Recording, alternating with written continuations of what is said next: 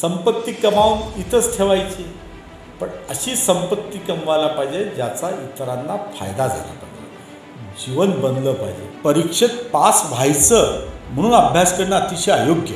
तर माझा हा प्रयत्न राहणार की तुमचं शरीर हे अतिशय काटक असलं पाहिजे.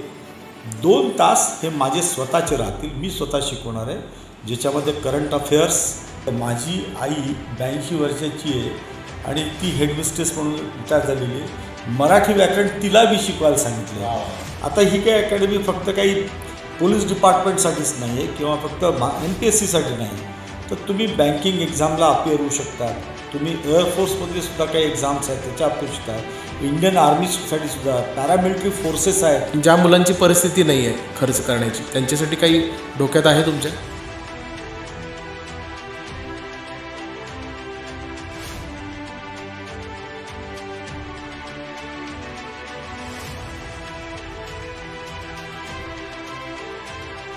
नमस्कार. आज आपण निवृत्त वरिष्ठ पोलीस अधिकारी रवींद्र सेनगावकर सर यांच्याशी गप्पा मारणार आहोत. अलीकडेच सेनगावकर सर निवृत्त झाले. विविध जिल्ह्यांमध्ये त्यांनी सेवा बजावलेली आहे. आत्ता निवृत्तीनंतर ते स्वतःला बिझी ठेवत आहेत. एक नवीन उपक्रम त्यांनी हाती घेतलेला आहे. हा उपक्रम नेमका काय आहे हे आज आपल्याला जाणून घ्यायचं आहे. गप्पांना सुरुवात करूया. मी परशुराम कोकणे, स्मार्ट सोलापूरकर डिजिटल मीडियाचा संपादक. अनेक वर्षापासून सोलापूरच्या मीडियामध्ये काम करतो आहे. सोलापुरात सर होते तेव्हा आमचा स्नेह जुळला आणि तो आजही कायम आहे. सर, स्मार्ट सोलापूरकर डिजिटल मीडियावर तुमचं स्वागत आहे. आपण थेट गप्पांना सुरुवात करूया. सर, निवृत्तीनंतर अनेकजण स्वतःला निवांत ठेवण्याचा प्रयत्न करतात, पण तुम्ही बिझी ठेवताय, काय कारण आहे? निवांत म्हणजे काय? आत्तापर्यंत मी 60व्या वर्षी आत्ता सेवानिवृत्त झालो आणि आता ही वेळ आहे की समाजाला काहीतरी परत द्यायची. जे काही मला अनुभव आलेले आहेत आणि जिथं जिथं आपण सामाजिक परिस्थिती थोडी बदलण्याचा प्रयत्न करू शकतो, म्हणून मी स्वतःला बिझी ठेवण्याचा प्रयत्न करीत आहे. वैयक्तिक आयुष्यामध्ये मी सुखी समाधानी आहे आणि मग माझा वेळ आहे की empty mind is a devil's workshop. तर हे न करता आपल्याला जे ज्ञान आहे, अनुभव आहे, त्याचा इतरांना फायदा व्हावा या दृष्टिकोनातून मी नवीन उपक्रम सुरू करीत आहे.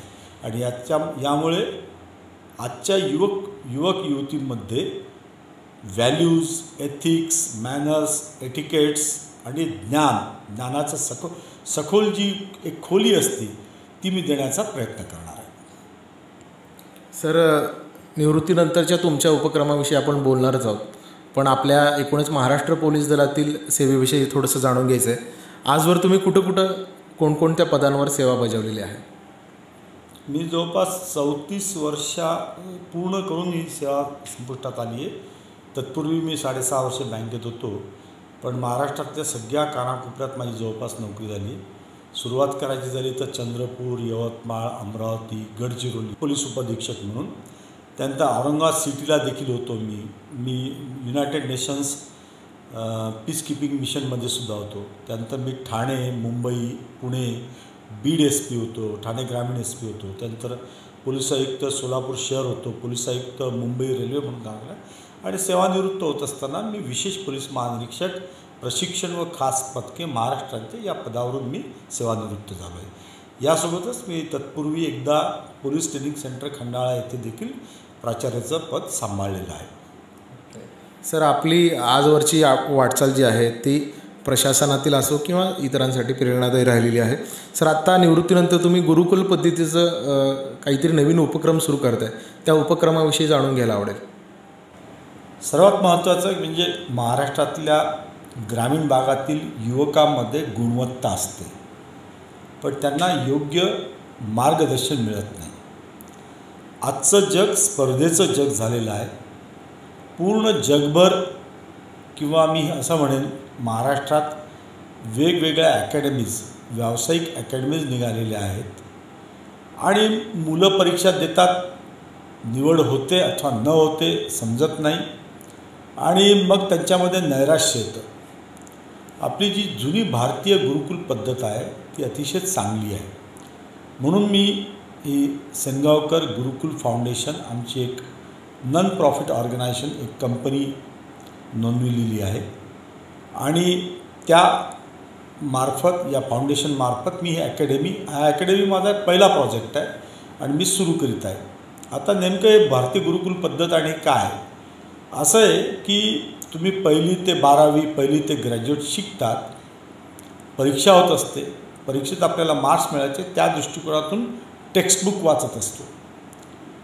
पण तुम्ही ज्ञान जे प्राप्त करायला पाहिजे ते ज्ञानच प्राप्त होत नाही. अजून महत्त्वाची बाब याच्यात अशी आहे की परीक्षेत पास व्हायचं म्हणून अभ्यास करणं अतिशय अयोग्य आहे. कोणत्याही क्षेत्राबद्दल आपल्याला सखोल ज्ञान असलं पाहिजे आणि सखोल ज्ञान असलं की आपोआप तुमची निवड होणारच, तुम्ही यशस्वी होणार. उगीच 200-500 जुन्या प्रश्नपत्रिका त्यातले प्रश्न सोडवणे योग्य आहे, पण मुळातच तुमच्याकडे ज्ञान नसेल त्या विषयाचं तर तुम्ही काय सोडू शकणार आणि पाठांतर कुठवर करणार. पाठांतर याच्यावरचा उपाय नाही. म्हणून मी गुरुकुल पद्धतीवर याच्यामध्ये काय करणार हे सांगतो किंवा आमची दिनचर्या कशी असेल. 5 वाजता सकाळी मुलं उठतील, मुलं मुली जे माझ्या अकॅडमीमध्ये प्रवेश घेतील त्यांच्याबद्दल बोलतो आहे. सदरील अकॅडमी निवासी असणार आहे. तुम्ही 5ला आपल्या दैनंदिन जीवनाची सुरुवात अतिशय आनंदाने होणं आवश्यक आहे. म्हणून 5 वाजता भक्तिगीत आपोआप तुमच्या रूममध्ये लागतील. सर, या गुरुकुल पद्धतीमध्ये नेमकं काय काय असणार आहे?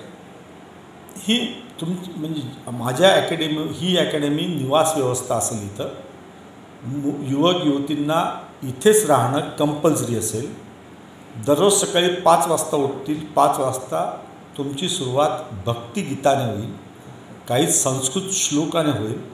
5 ते 6पर्यंत तुम्ही स्वतःला तयार करायचं या वातावरणात. 6 ते 7 पहिल्यांदा प्रार्थना होईल. ही प्रार्थना मी स्वतः तयार केलेली, अतिशय साधी, कोणतीही धार्मिक प्रार्थना नाही. राष्ट्रप्रेम जागृत व्हावं आणि आपल्या स्वतःच्या आचरणात काही एथिक्स व्हॅल्यूज तयार व्हाव्यात म्हणून ती प्रार्थना तयार केलेली आहे. प्रार्थना झाल्यानंतर रनिंग होईल, पुलअप्स होतील, त्यानंतर 1 मिनिट ड्रिल होईल आणि तुमचं एंडुरन्स शारीरिक पात्रता वाढवण्यासाठी पूर्ण प्रयत्न केले जातील. पहिल्याच दिवशी मी काही 5 किलोमीटर पळवणार नाही आहे, हळूहळू ते करणार आहे. आणि ज्यावेळेस तुमचा हा अभ्यासक्रम संपत असेल त्यावेळेस तुमची 5 किलोमीटर रनिंग, 100 पुलअप्स, 100 पुशअप्स काढण्याची तुमची शारीरिक पात्रता निर्माण करेल, ते सुद्धा कमीत कमी वेळात. विविध सेवेसाठी तुम्ही ज्यावेळेस जातात फिजिकल टेस्टसाठी, ती सकाळी येऊ शकते, दुपारी येऊ शकते, संध्याकाळी येऊ शकते. तुम्ही जेवलेले असू शकतात, नसू शकतात. तर माझा हा प्रयत्न राहणार की तुमचं शरीर हे अतिशय काटक असलं पाहिजे. त्या दिवशी तुम्ही खाल्लं नाही तरी तुमच्या शरीरामध्ये तेवढी क्षमता असली पाहिजे की तुम्ही आणि नुसतं ती टेस्ट पूर्ण करायची नाही. माझं टार्गेट हे की तुम्हाला 100पैकी 100 गुण मिळाले पाहिजे. परवाच माझ्या कानावर आलं, एका फिजिकल टेस्टमध्ये त्यांचा कट ऑफच 100 होता. म्हणजे 100पैकी 100 मिळवणारे कॅन्डिडेट्स होते. मग बाकीच्या कॅन्डिडेट्सचं काय? तर प्रत्येक कॅन्डिडेटने ही फिजिकल टेस्ट 100पैकी 100 मिळवलेच पाहिजे ही राहील. 7 ते 8 ही वेळ तुमच्यामध्ये मला सवय लावायची की आपल्या भारतीय समाज व्यवस्थेमध्ये योगाचं महत्त्व खूप जास्त आहे, जगाने मान्य केले. म्हणून 7 ते 8 या वेळात किमान 15 सूर्यनमस्कार, काही प्राणायाम, ध्यान आणि वेगवेगळे श्लोक, संस्कृत श्लोक. त्याच्यामध्ये धार्मिक ह्याचा काही नाही, कारण माझी अकॅडमी धर्मावर अवलंबून नाही आहे. माझी अकॅडमी फक्त भारतीय गुरुकुल पद्धतीवर अवलंबून आहे. तर तुम्हाला हे करणं आवश्यक आहे. आणि सगळ्यात लास्टला एक 10 मिनिटाची योग निद्रा असेल. ही योग निद्रा तुम्ही मागच्या 2 तासामध्ये जे काही कष्ट घेतले असते ते पूर्ण तुम्ही विसरून जातात आणि तुमचं शरीर ताजंतवानं राहील. हे 7 ते 8. 8 ते 9 नाश्ता, सकस नाश्ता, ज्याच्यामुळे तुमच्या शरीराला चांगली एनर्जी मिळू शकेल आणि तुम्ही स्वतः आंघोळ वगैरे करून 9 वाजता तुमच्या क्लासरूमला यायचं. 9 ते 10, 10 ते 11 2 पिरियड 1-1 तासाचे हे CBSE आणि NCERT सिलॅबसवर अवलंबून असलेले बेसिक सब्जेक्ट जे आहेत, उदाहरणार्थ गणित आहे, सायन्स आहे, जॉग्रफी आहे, हिस्ट्री आहे, मराठी व्याकरण आहे, इंग्लिश व्याकरण आहे, या सिविक्स आहे, हे सगळे सब्जेक्टचे तुमचे आठवडाभर पिरियड होतील. 9 ते 10, 10 ते 11. 11 नंतर 11 ते 12 कंपल्सरीली 4 ते 5 न्यूजपेपर रीडिंग होईल. आता प्रत्येक वृत्तपत्रामध्ये आता पहिले 4 पानं काढले तर कुठेतरी काहीतरी अपघात झालेला असतो, काहीतरी क्राईम झालेला असतो किंवा राजकीय काहीतरी असतात. ह्याच्यापेक्षा बाकीचे पानं वाचणं अतिशय इंटरनॅशनल स्तरावर काय घडामोडी घडलेल्या आहेत, कोणते नवीन शोध लागलेले आहेत, तुमची अर्थव्यवस्था कुठे चालली आहे, काय बदल होत आहेत, हे फार महत्त्वाचं आहे. खेळ कोणते खेळले झाले, कोणत्या खेळामध्ये कोणतं पुरस्कार मिळवलेला आहे, काय टायमिंग्ज आहे त्याच्यामध्ये, काय काय डेव्हलपमेंट झाल्यात, ही जनरल स्टडीज आहे. किंवा सेंट्रल गव्हर्नमेंटच्या किंवा महाराष्ट्र गव्हर्नमेंटच्या किंवा वर्ल्ड बँकेच्या किंवा IMFच्या नवीन काय स्कीम्स झाल्या आहेत, किती कर्ज पुरवठा झाला आहे, त्याच्यातून काय काय उपक्रम हाताशी घेतलेले आहेत, हे ज्ञान महत्त्वाचं आहे. आणि सर्व जे काही माझ्याकडचे उमेदवार असतील, विद्यार्थी असतील, प्रशिक्षणार्थी असतील, त्यांना हे न्यूजपेपर वाचणं कंपल्सरी. त्यांना त्यांच्या न्यूज डायरीमध्ये याच्या नोट्स काढाव्या लागतील. यानंतर परत 2 इंडोर पिरियड्स होतील सब्जेक्ट्सवर आणि त्यानंतर जेवणाची सुट्टी होईल. जेवण देखील आम्ही दोन्ही वेळेस अतिशय सकस आणि सात्विक जेवण देणार आहोत, जेणेकरून तुम्हाला चांगली एनर्जी मिळणार आहे आणि तुमचं शरीर चांगलं आहे. दुपारच्या वेळेस मग जेवणानंतर 2 तास हे माझे स्वतःचे राहतील. मी स्वतः शिकवणार आहे, ज्याच्यामध्ये करंट अफेअर्स, विविध ज्या स्कीम्स आहेत याच्याबद्दल माहिती देणं आणि त्यानंतर काही etiquettes, manners, body language, interview याच्याबद्दलसुद्धा कंटिन्युअस मी त्यांना सांगत राहणार आहे आणि त्यांच्याकडून करून घेणार आहे. संध्याकाळच्या वेळेस परत 1 पिरियड हा सेल्फ स्टडीचा राहील. ज्या परीक्षेसाठी तुम्ही तयारी करताय त्याच्या व्यतिरिक्त काही आत्मचरित्र आहे, काही चरित्र आहेत, काही पु ल देशपांडेंची पुस्तकं आहेत, असे मराठीमध्ये सुद्धा भरपूर आहेत. उदाहरणार्थ बाबासाहेब पुरंदरेंचे राजा शिव छत्रपतीवर चांगले हे पुस्तकं आहेत, ते वाचणं, संभाजीराजांवरचं पुस्तक वाचणं, जेणेकरून त्यांच्या आयुष्यात काय व्हॅल्यूज होत्या, काय त्यांनी मोठमोठ्या संकटांना ते सामोरे कसे गेले, कसं यश मिळवलं, हे तुम्ही या पुस्तकातून शिकू शकतात. आणि त्याचं नंतर त्याच्यावर चर्चा देखील आम्ही करणार आहोत, त्याच्यावर लिहून देखील घेणार आहे, कारण लिहिल्यामुळे ते विचार कायमचे तुमच्या डोक्यात बसतात, अशा प्रकारचं आहे. सायंकाळच्या वेळेस त्यांना परत 1 तास स्वतःसाठी फ्री देणार आहे आणि त्यानंतर एक 45 मिनिटाची मोटिवेशनल फिल्म दाखवणार. ती फिल्म मराठी असू शकेल, हिंदी असू शकेल किंवा इंग्लिशही असू शकेल. काही चांगल्या वॉर्सवर आहे, इतक्या सुंदर काही इंग्रजी चित्रपट आहेत, मराठी आहेत किंवा हिंदी चित्रपट आहेत. आता प्रहारमधून सुद्धा आपण काही शिकू शकतो, पण ते आपल्या म्हणजे जग एकदम बदलणार नाही आहे, एका रात्रीत तर कोणीच बदल, पण स्वतःला बदलावं लागेल तर आपोआप जग बदलेल. तर हा मी प्रयत्न करणार की या मुलांमध्ये या सगळ्या व्हॅल्यूज इन्कल्केट करण्यामध्ये. त्याच्यानंतर संध्याकाळचं जेवण आणि संध्याकाळच्या जेवणानंतर त्यांना 1 तासाचं कंपल्सरीली होमवर्क दिलं जाणार आहे, ते होमवर्क करावं लागणार आहे. या सर्व दैनंदिन दिनचर्येमध्ये व्हॉट्सअप पाहणं, फेसबुक पाहणं, याला उत्तर देणं नथिंग. तुमचे मोबाईल बाजूला राहतील.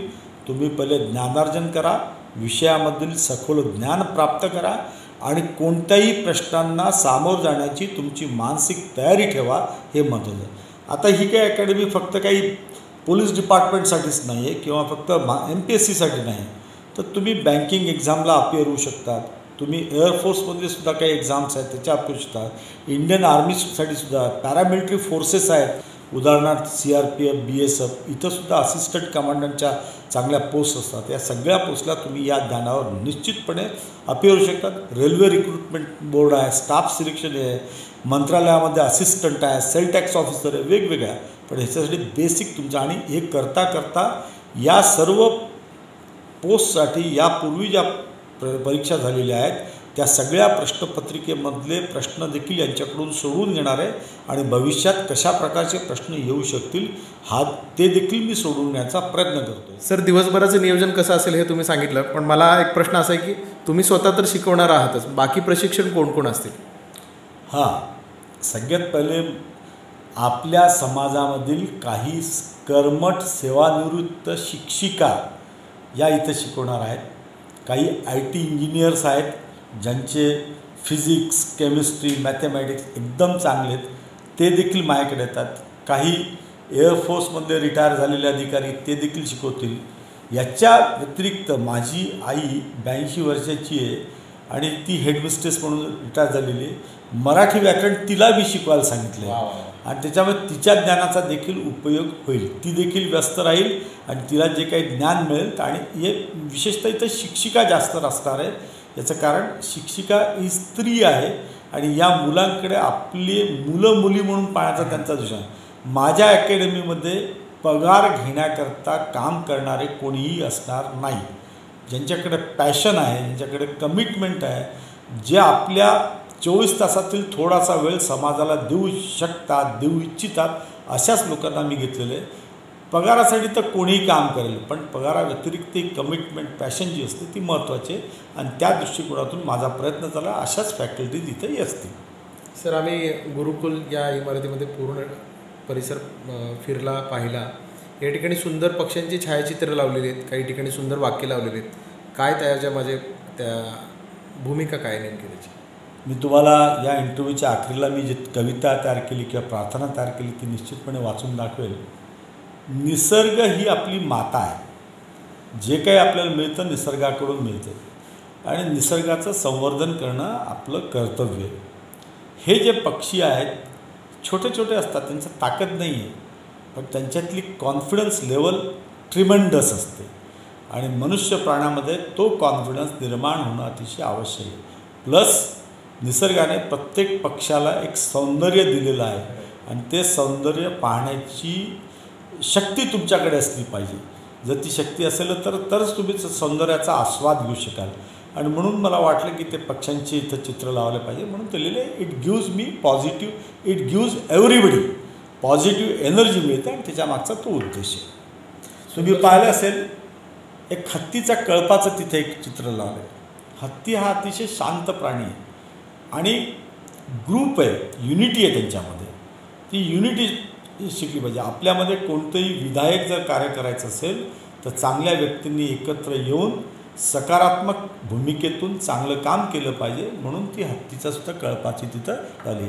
तुम्ही एक प्रतापगड पाहिला असेल तर अशा ठिकाणी लावलं की प्रतापगड, आपलं आयुष्य प्रतापगडासारखं आहे. आपण नेहमी वरते वरते वरते चढत गेलो पाहिजे आणि एकदम टॉपला पोहोचलो पाहिजे. आणि त्या प्रतापगडाच्या चित्रामधून ते दिसतं, हे मला युवकांना दाखवायचं. सुंदर वाक्य पण लावलेली आहेत बऱ्याच ठिकाणी. हो, तुम्ही तुमच्या आयुष्यामध्ये सकारात्मक राहण्याकरता, क्रिएटिव्ह राहण्याकरता तुमचे विचार चांगले पाहिजे. म्हणूनच मी सर्व ठिकाणी चांगले विचार लावले, जेणेकरून तुमचे विचार चांगले होतील आणि विचार चांगले झाले की आपोआप तुमच्या अंगी ते अवलंबता येतात, तुम्ही ॲक्सेप्ट करू शकतात आणि त्याचा आपल्या जीवनावर पॉझिटिव्ह असा परिणाम होतो. सर, निवृत्तीनंतर अनेक जण बिल्डर लाईनमध्ये, हॉटेल लाईनमध्ये किंवा वेगवेगळ्या व्यवसायामध्ये जातात, आम्ही पाहिलेलं आहे. पण तुम्ही काहीतरी वेगळं करताय, हेच का बरं? याचं उत्तर मी मनपूर्वक देतो आहे, दाखवण्यासाठी, सांगण्यासाठी मुळीच नाही. माझ्या वैयक्तिक आयुष्यामध्ये मी सुखी समाधानी आहे. कोणत्याही व्यक्तीला दिवसातून मॅक्झिमम 3 वेळेस जेवण्यासाठी आणि घालण्यासाठी कपडे आणि निवारा पाहिजे. मी त्या दृष्टिकोनातून अतिशय सुखी समाधानी आहे. प्रत्येक व्यक्तीचं आयुष्य लिमिटेड असतं. 82-85पर्यंत ॲव्हरेज आयुष्य आहे. माझ्याकडे 20-22 वर्ष. संपत्ती कमावून इथंच ठेवायची, पण अशी संपत्ती कमवायला पाहिजे ज्याचा इतरांना फायदा झाला पाहिजे. जीवन बनलं पाहिजे. ग्रामीण भागातले युवक आहेत, गुणवत्ता चांगली आहे, कुठेतरी भरकटत असतात. त्यांना योग्य रस्त्यावर आणून जर त्यांना कुठे माझ्यामुळे ते रोजीरोटीला लागले तर त्यांचं पूर्ण फॅमिली अपलिफ्ट होते. आणि अशा 10 विद्यार्थी एका गावातले जरी अपलिफ्ट झाले, फॅमिली अपलिफ्ट झाल्या, तर आपोआप समाजामध्ये चांगला बदल निर्माण होतो. आणि त्यांना इथं राहिल्यामुळे ज्या सवयी लागतील त्यामुळे ते त्यांच्या आयुष्यामध्ये सुद्धा 10 युवकांना अजून अपलिफ्ट करण्याचा प्रयत्न केला. हा छोटासा माझा उपक्रम आहे, छोटासा माझा प्रयत्न आहे. ईश्वर मला निश्चितपणे यश देईल हा मला आत्मविश्वास आहे. सर, हे सगळं करताना फॅमिलीचं, मित्रपरिवाराचं सहकार्य कसं मिळतं? हां, फॅमिली, माझ्या मिसेस तर माझी पहिल्या दिवसापासून माझ्या सपोर्टिव्ह आहे. माझा मुलगा माझ्यासोबत नसतो, मुलगी इथं नसते, पण त्यांनी मला तो फ्री हँड दिला की बाबा तुम्हाला काय करायचं तुम्ही करा आणि तुम्हाला काही मदत लागली तर आम्ही करू. त्यांच्या माझ्याकडून जास्त अपेक्षा काहीच नाही, तर त्यांच्या वैयक्तिक आयुष्यात चांगलं आहे. तर मला एक ते फार मोठा सपोर्ट आहे. मित्र आहेत, 5-7 मित्र असे आहेत की त्यांनी पहिल्यापासून मदत केली आणि अजूनही माझ्यासोबत आहेत. ते निश्चितपणे आहेत. डॉक्टर सागर देशपांडे आहेत, तुमचे सोलापूरचेच डॉक्टर सतीश वळसंकर सर आहेत. तर असे डॉक्टर बालाजी गोपाल आहेत, ते करारो इंडियाचे MD आहेत आणि त्यांनी मला 15 कॉम्प्युटर्स दिलेले आहेत, ते फ्री ऑफ कॉस्ट. तर अशा काही आहेत. आणि मी सेक्शन 8 खाली जे नॉन प्रॉफिट ऑर्गनायझेशन हे करतो आहे त्याच्यामध्ये सुद्धा मी, माझ्याकडे ATG सर्टिफिकेट असेल, 12A's असेल, आणि त्याच्यामध्ये काही मी मित्रांना, चांगल्या लोकांना मी विनंती करणार आहे की तुम्हाला तुमच्या परीनं जे काही या उपक्रमाला मदत करता येईल ते करा, जेणेकरून आपण समाजाचं कोणतं तरी देणं फेडू शकू. कालपर्यंत आपण उन्हात होतो, ईश्वराने, समाजाने आपल्याला सावलीत आणलेलं आहे. आता आपल्यावर वेळ आहे की जे उन्हात आहेत त्यांना सावलीत आणण्याचा आपण प्रयत्न केला पाहिजे. दुसरं, या गुरुकुल पद्धतीचं एकच हे, इथं धर्म, जात वगैरे काहीही नाही. इथं फक्त गुणवत्ता आहे. आणि दुसरी एक महत्त्वाची बाब म्हणजे मी सगळ्या मुलांना एक सांगतो की आयुष्यात खोटं बोलायचं नाही, चोरी करायची नाही आणि निंदा करायची नाही. या 3 गोष्टी जर आपण पाळल्या तर आपण खूप काही करू शकू. कष्ट घ्यायचे, कष्ट घेतल्याशिवाय कोणतंही फळ मिळत नाही. आपोआप पैसा कधीच येत नाही. तुम्ही कष्ट घ्या, ज्ञान वाढवा, ज्ञानाची डेप्थ वाढवा, आपोआप लक्ष्मी तुमच्या पाठीमागे येते. सर, तुमच्या फॅमिलीला पोलीस आणि सैन्य दलाचा इतिहास आहे, त्याच्याविषयी थोडंसं सांगा. हे कदाचित आपोआप झालं असेल, परंतु माझे आजोबा देखील ब्रिटिश पोलीसमध्ये होते. काय नाव होतं त्यांचं? दत्तात्रय पांडे सेनगावकर. त्याच्यानंतर माझे वडील आर्मीमध्ये होते, प्रभाकरराव सेनगावकर, अजूनही आहेत, सेवानिवृत्त झालेले आहेत. आणि मी पोलीस डिपार्टमेंटमध्ये होतो आणि सुदैवाने माझा मुलगा देखील भारतीय सैन्यामध्ये मेजर या पदावर काम करतो. हे आज या जनरेशनपर्यंत चालत आलेलं आहे, पुढचं माहिती नाही. परंतु आपल्या राष्ट्राची सेवा युनिफॉर्म घालून करण्याची आम्हाला संधी मिळाली. ईश्वराच्या आणि राष्ट्राच्या आम्ही त्याच्यासाठी खूप खूप आभारी आहोत. मनपूर्वक आम्ही ते आभार व्यक्त करतो आणि हे खरोखर ईश्वराची आमच्यावर कृपाच आहे असं मी समजतो. सर, या आपल्या गुरुकुलमध्ये प्रवेश घेण्यासाठी कुठले नियम आहेत आणि फी किती असणार आहे? सगळ्यात पहिले नियम काय, तर आपलं करिअर बनवायचं असतं ते लहान वयात बनवायला पाहिजे, लहान वयात सिलेक्ट व्हायला पाहिजे. तुम्ही ग्रॅज्युएट होतात, समजा 20-21व्या वर्षी ग्रॅज्युएट झाल्यानंतर तुम्ही कुठेतरी तयारी सुरू करतात आणि 25व्या वर्षी तुम्ही सिलेक्ट होतात, तर मग तुमचं रिटायरमेंटपर्यंत तुम्ही ज्या पदावर पोचायला पाहिजे त्या पदावर पोचत नाही. कोणत्याही शासकीय सेवेत, आता उदाहरणार्थ मी उदाहरण देतो आहे की police sub inspector, sale tax inspector किंवा असिस्टंट याच्यासाठी वयोमर्यादा 19 आहे. पोलीस कॉन्स्टेबलसाठी 18 आहे. सेंट्रल गव्हर्नमेंटमध्ये सुद्धा असंच आहे. किंवा हायर पोस्टसाठी 21 आहे क्लास 1साठी. तर आता तुम्ही कमीत कमी वयात सिलेक्ट व्हायला पाहिजे. म्हणून जे मुलं 11वी पास झालेले आहेत, आता 12वी करत आहेत, त्या मुलांना देखील मी प्रवेश करणार. ते शिकता शिकता इकडचं सुद्धा प्रशिक्षण कंप्लीट करू शकतात. 18व्या वर्ष संपलं आणि 12वी पास झाले तरी ते कोणत्या तरी चांगल्या आर्मीमध्ये, महाराष्ट्र पोलीसमध्ये किंवा इतर पोलीस दलामध्ये भरती होऊ शकतात. ज्यांचं वय 19 आहे किंवा 19पेक्षा कमी आहे पण जे ग्रॅज्युएशन करत आहेत, फर्स्ट इयरला आहे, सेकंड इयरला, त्यांनी देखील हरकत नाही. ग्रॅज्युएट होता होता कमी वयात तुम्ही सिलेक्ट होऊ शकता. तुम्ही तुमचं गोल पहिले सिलेक्ट करा की निश्चित करा की तुम्हाला काय करायचं आणि केव्हा करायचं. उगीच वारा चालला आहे म्हणून भरकटत बसण्याची आवश्यकता नाही. एकदा तुम्ही ठरवा आणि मग ते गोल एकदा झाले की फोकस करायचा आणि ते कष्ट घ्यायचे. तुम्ही निश्चितपणे तुमची निवड होऊ शकते असं मला वाटतं. तर साधारणतः first year, second year, third इयरमध्ये शिकणारे मुलंसुद्धा माझ्याकडे येऊ शकतील. आणि जे 11वी 12वीमध्ये आहेत ते सुद्धा येऊ शकतील. त्यांना हे प्रशिक्षण दिलं जाईल आणि त्यांची निश्चितपणे निवड होईल असं मला वाटतं. फी किती असणार? फी आता पुण्यासारख्या शहरामध्ये मी कमीत कमी खर्चामध्ये चांगल्यात चांगलं जेवण, सकस आहार देण्याची माझी इच्छा आहे. राहण्याची व्यवस्था तुम्ही पाहिली, अतिशय मी व्यवस्थित नीटनेटकी साधी व्यवस्था आहे. प्लस लायब्ररी वगैरे आहे, रीडिंग रूम आहे. तर जेवण आणि निवास व्यवस्था याच्याकरता मी 6,500 रुपये चार्ज करणार आहे. आणि 9 महिन्याच्या प्रशिक्षणाकरता 1,00,000 रुपये आणि 12 महिन्याच्या प्रशिक्षणाकरता 1,50,000 रुपये. मी इथे मुद्दाम सांगतो की या सर्व खर्चामध्ये मी, माझी मिसेस, 1-2 मित्र आहे, आम्ही जे काही शारीरिक मानसिक कष्ट घेतो आहे किंवा माझ्या घरातलं मी काही सामान वापरतो याचा 1 पैसाही आम्ही कोणतंही वेतन घेत नाही. आम्ही फ्री ऑफ कॉस्ट करतो. परंतु काही फॅकल्टीज बाहेरून बोलवावं लागतात. इलेक्ट्रिकचा खर्च आहे, पाण्याचा खर्च आहे, वाहन व्यवस्था आहे, इमारतीचं भाडं आहे. या सगळ्या खर्चाकरता 9 महिन्याच्या प्रशिक्षणाकरता 1,00,000 रुपये आणि 12 महिन्याच्या प्रशिक्षणाकरता 1,50,000 रुपये. कॉम्प्युटर आहे, त्याची देखभाल आहे, हे देखील. लायब्ररीज आहे, वेगवेगळे पुस्तकं खरेदी करावं लागतात, त्याचेसुद्धा खर्च येतात.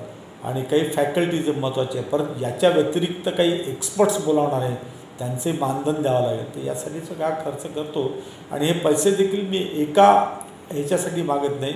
मग आम्ही जे माहिती पुस्तक काढलं त्याच्यामध्ये लिहिलं आहे की 3 इन्स्टॉलमेंटमध्ये तुम्हाला पैसे द्यायचे. फक्त जो तुमचा राहण्याचा आणि खाण्याचा खर्च तो मात्र प्रत्येक महिन्याला 1 तारखेला तुम्हाला द्यावा लागेल, जेणेकरून त्याच्यामध्ये तुमची निवास व्यवस्था आणि जेवण व्यवस्था व्यवस्थित करता येईल. तर आपल्या या गुरुकुलच्या उपक्रमामध्ये मुलींना दोघांनाही समावेश होता येईल का? निश्चितपणे. एक तर मी हे सांगितलं आहे की वर्ग 2च्या माझ्याकडे वर्ग 2-1च्या फक्त 50 जागा आहेत आणि वर्ग 3च्या मी 200 जागा ठेवल्या. नंतरच्या स्टेजमध्ये मी वाढवणार आहे. पण मुलं आणि मुलींमध्ये मुलींना जास्त मी प्रायोरिटी देणार आहे. त्याचं कारण असं, ज्या घरातल्या मुली स्ट्रॉंग बनल्या आहेत, चांगल्या नोकरीला लागल्या आहेत, तर ती फॅमिली लवकर अपलिफ्ट होते. मुलांसाठी सुद्धा तेवढंच आहे. तर मुलींना सुद्धा आणि मुली लवकर ग्रास्प करतात, त्याच्यामध्ये कष्ट घेण्याची चांगली तयारी असते. आणि विशेषतः आर्थिकदृष्ट्या ज्या मुली गरीब आहेत त्यांनी प्रयत्न करावा, जेणेकरून त्या चांगल्या करिअर बनवू शकतील आणि या समाजाची, राष्ट्राची सेवा करू शकतील. सर, खूप छान नियोजन एकूणच दिसून येतं आहे. पण ज्या मुलांची परिस्थिती नाही आहे खर्च करण्याची, त्यांच्यासाठी काही डोक्यात आहे तुमच्या? हो, तुम्ही अमेरिकेत शिकायला जातात, जर्मनीमध्ये जातात, तुम्हाला बँका एज्युकेशन लोन देतात. हे एज्युकेशनच आहे. तुम्ही निश्चितपणे का ध्येयापर्यंत पोचणार आहे. मी माझ्या पर्सनल ओळखीमधून एका व्यक्तीला मी विनंती केली आहे की बाबा की असे लोक आहेत, मुलं आहेत की ज्यांची आर्थिक परिस्थिती नाही, त्यांना तुम्ही काही फायनान्स करा. नोकरी लागल्यानंतर ते त्यांचं पेमेंट करून टाकतील. तर तेच प्रिलिमिनरी माझं बोलणं झालं आहे. आणि अशी गरीब मुलं असतील ज्यांना प्रवेश घ्यायचा आहे, ज्ञानार्जन करायचं आहे, तर अशा लोकांनासुद्धा फायनान्स काही होऊ शकेल का याचा मी प्रयत्न करतो आहे. दुसरी बाब अशी की काही स्टुडंट्सला समाजातील चांगल्या व्यक्तींनी जर मदत केली तर हे मुलं दत्तक घेतलं. हे मुलं शिक्षण झाल्यानंतर, नोकरी लागल्यानंतर तुमचं कर्ज फेडू शकतील. पण मदत करा. उगीच 2,00,000 रुपये बँकेत पडून आहेत, 2,000 रुपये इंटरेस्ट मिळेल नाही असं नाही. पण त्या 2,00,000मुळे एखादी व्यक्तीचं आयुष्य बनून जाईल. ते पैसेही तुमच्याकडे परत येतील आणि आयुष्यभर तुम्ही दोघंजण कनेक्टेड राहाल. तर या व्हॅल्यूज आपल्यामध्ये इन्कल्केट करणं आवश्यक आहे. लोकांनी मदत करणं अतिशय आवश्यक आहे साठी. सर, महाराष्ट्रातल्या शहरी आणि ग्रामीण भागात राहणाऱ्या पालकांना आणि विद्यार्थ्यांना काय आवाहन कराल? आपल्या पाल्यामधील जी गुणवत्ता आहे ती विचारात घ्या. कोणत्या पदापर्यंत पोहोचायचे हे ठरवा. आणि तुम्हाला असं वाटत असेल की लहान वयामध्ये तुमच्या पाल्याने चांगल्या पदापर्यंत पोहोचायचं असेल तर निश्चितपणे माझ्याकडे पाठवा. मी त्याच्या व्यक्तिमत्वामध्ये आमूलाग्र बदल घडवून देण्याचं तुम्हाला वचन देतो. सर, प्रवेश घेण्यासाठी किंवा अधिक माहिती घेण्यासाठी कसा संपर्क करू शकतात आणि आपल्या गुरुकुलचा जो काही ॲड्रेस आहे तो थोडासा मेन्शन करूया. मला माझ्या मोबाईलवर देखील जर संपर्क साधला तर मी तुम्हाला पूर्ण माहिती देईन किंवा माझा हा जो नंबर आहे त्या व्हॉट्सअपचा देखील हाच नंबर आहे. तुमचं नाव नंबर कळवा तर मी तुम्हाला सगळी माहिती देईन. आणि हे इथं भुगावमध्ये आहे, जुबली पार्क एरिया आहे, 115 हिल टाऊन. तुम्ही भुगावकडे जाताना आधीच म्हणजे चांदणी चौक पुण्याकडून भुगाव मुळशी रोडला जाताना अलीकडेच डाव्या बाजूला सेनगावकर गुरुकुल फाउंडेशन बोर्ड देखील लावलेत. 115 हिल टाऊन हा भाग आहे. इथं माझी अकॅडमी मी सुरू केली. सर, गुरुकुलच्या अनुषंगाने तुम्ही छान प्रार्थना तयार केली आहे, ती सगळ्यांना ऐकूया. हो. निसर्ग माझी माता आहे, हे राष्ट्र माझे दैवत आहे. या राष्ट्रामुळेच मला कायदेशीर अस्तित्व प्राप्त झाले आहे. मी या राष्ट्राचा सर्वात चांगला नागरिक बनण्याचा सदैव प्रयत्न करीन. मी जात, धर्म, श्रीमंत, गरीब, प्रादेशिकता असा कोणताही भेद करीत नाही, कधीही करणार नाही. मी स्वतःच्या गुणवत्तेवर स्वतःला उच्च पदावर नेणार आहे. मी कधीही इतरांवर अन्याय करणार नाही. सदैव सचोटी, प्रामाणिकपणा, नीतिमत्ता माझ्या आचरणात ठेवीन. मी सदैव सर्वांचे कायदेशीररित्या भले करीन आणि चिंतीन. जय हिंद. खूप छान. अगदी सर्व विषयांना तुम्ही या प्रार्थनेच्या माध्यमातून हात घातलेला आहे. स्मार्ट सोलापूरकर डिजिटल मीडियासाठी तुम्ही खास वेळ दिलात, आपला जो काही उपक्रम आहे तो सांगितलात, त्याबद्दल आम्ही तुमचे आभारी आहोत. यापुढेही स्मार्ट सोलापूरकर डिजिटल मीडियाच्या माध्यमातून तुमचे जे काही अपडेट असतील ते आपण लोकांपर्यंत, विद्यार्थ्यांपर्यंत पोहोचवण्यासाठी सज्ज आहोत. धन्यवाद. Thank you. Jayesh दर्बी collection cotton, linen यासह अनेक ब्रँडेड कंपन्यांच्या सुटिंग शर्टिंगसाठी जयेश दर्बी कलेक्शन, 7 रस्ता मोदी पंकाविहिरी जवळ सोलापूर.